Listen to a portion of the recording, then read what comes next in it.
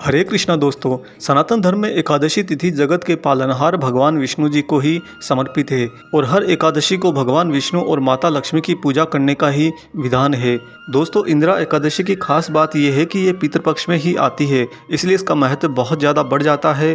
ग्रंथों के अनुसार इस एकादशी पर विधिपूर्वक व्रत करके इसके पुण्य को पूर्वजों के नाम पर दान कर दिया जाए तो उन्हें मोक्ष मिलता है और व्रत करने वाले को वैकुंठ की प्राप्ति होती है। पद्म पुराण के अनुसार इस एकादशी का व्रत करने वाले व्यक्ति के 7 पीढ़ियों तक के पितृ तर जाते हैं। इस एकादशी का व्रत करने वाला भी स्वयं मोक्ष की प्राप्ति करता है। इंदिरा एकादशी का पावन व्रत करने और भगवान विष्णु की विधिवत पूजा करने से स्वयं भी वैकुंठ धाम की प्राप्ति करता है। पुराणों में बताया गया है कि जितना पुण्य कन्यादान और हजारों वर्षों की तपस्या से मिलता है दोस्तों, उससे ज़्यादा अधिक पुण्य तो एकमात्र ये इंदिरा एकादशी व्रत करने से मिल जाता है। आइए पहले आपको बताते हैं एकादशी व्रत की पूजा विधि और उसके बाद आपको सुनाएंगे इस एकादशी व्रत की कथा भी। दोस्तों, इस एकादशी के व्रत और पूजा की विधि अन्य एकादशियों की तरह ही है, लेकिन सिर्फ अंतर यह है कि इस एकादशी पर शालिग्राम भगवान की पूजा की जाती है। इस दिन स्नान आदि से पवित्र होकर सुबह भगवान विष्णु के सामने व्रत और पूजा का संकल्प लेना चाहिए। अगर पितरों को इस व्रत का पुण्य देना चाहते हैं तो संकल्प में वह भी बोलें। इसके बाद भगवान शालिग्राम की पूजा करें। भगवान शालिग्राम को पंचामृत से स्नान करवाएं।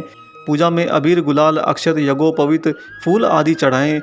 इसके साथ ही तुलसी पत्र जरूर चढ़ाएं और तुलसी पत्र के साथ में ही उन्हें भोग भी लगाएं।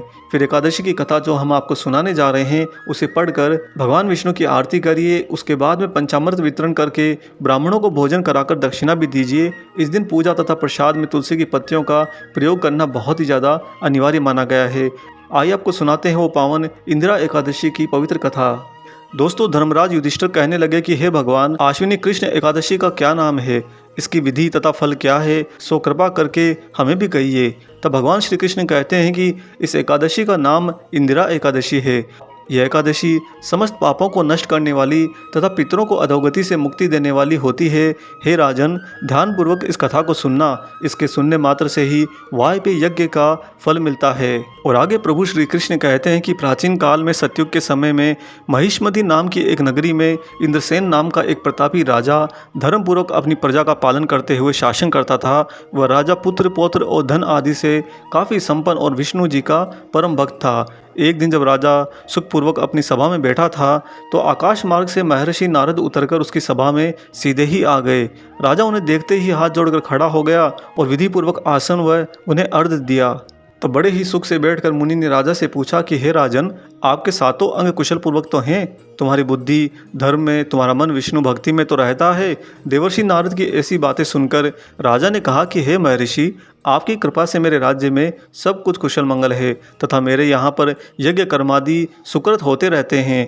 आप कृपा करके अपने आगमन का उचित कारण भी बताइए। तब ऋषि कहने लगे कि हे राजन, आप आश्चर्य देने वाले मेरे वचनों को सुनिए। मैं एक समय ब्रह्मलोक से यमलोक को गया। वहाँ पर श्राद्ध पूर्वक यमराज से पूजित होकर मैंने धर्मशील और सत्यवान धर्मराज की प्रशंसा करी। उसी यमराज की सभा में महान ज्ञानी और धर्मात्मा तुम्हारे पिता को एकादशी का व्रत भंग होने के कारण वहाँ पर देखा। उन्होंने संदेशा दिया, सो मैं तुम्हें कहने के लिए आज आया हूँ। तुम्हारे पिता ने यमलोक से कहा है कि पूर्व जन्म में कोई विघ्न हो जाने के कारण मैं यमराज के निकट रह रहा हूँ। सो हे पुत्र, यदि तुम आश्विनी कृष्ण इंदिरा एकादशी का व्रत मेरे निमित्त करो तो मुझे स्वर्ग की प्राप्ति हो सकती है।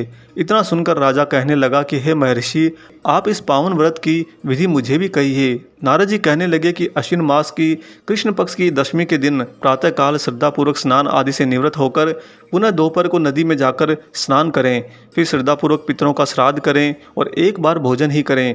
प्रातःकाल होने पर एकादशी के दिन दातुन आदि करके स्नान करें।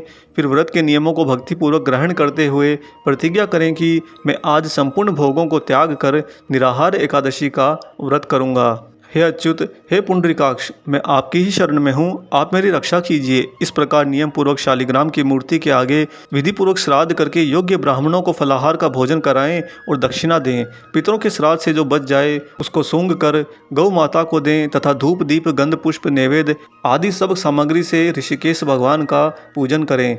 रात में भगवान के निकट बैठकर जागरण करें। इसके पश्चात द्वादशी के दिन प्रातःकाल होने पर भगवान का पूजन करके ब्राह्मणों को फिर से भोजन कराएं। भाई बंधुओं, ऋषि और पुत्र सहित आप भी मौन होकर भोजन करें। भोजन करते समय ये ध्यान रखें कि कोई भी आप में से ना बोले।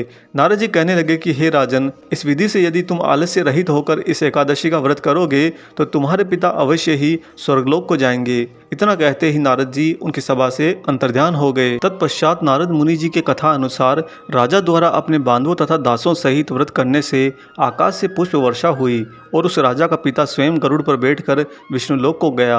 और दोस्तों, इतना ही नहीं, राजा इंद्रसेन भी एकादशी के व्रत के प्रभाव से निष्कंटक राज्य करके अंत में अपने पुत्र को सिंहासन पर बैठाकर स्वयं भी स्वर्गलोक को गए।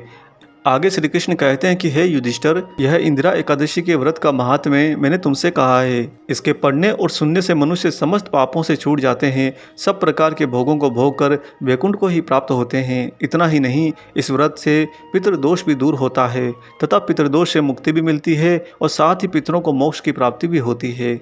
इसलिए हे भक्तजनों, आप भी इंदिरा एकादशी का व्रत करके इस पावन कथा को सुने।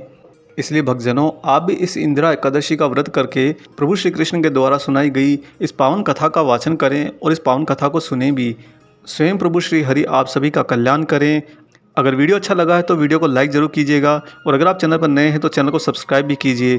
मिलेंगे बहुत जल्दी ही एक और ऐसे ही नए अलौकिक वीडियो के साथ में। तब तक अपना ध्यान रखिए और प्रभु श्री हरि की भक्ति का गुणगान करते रहिए।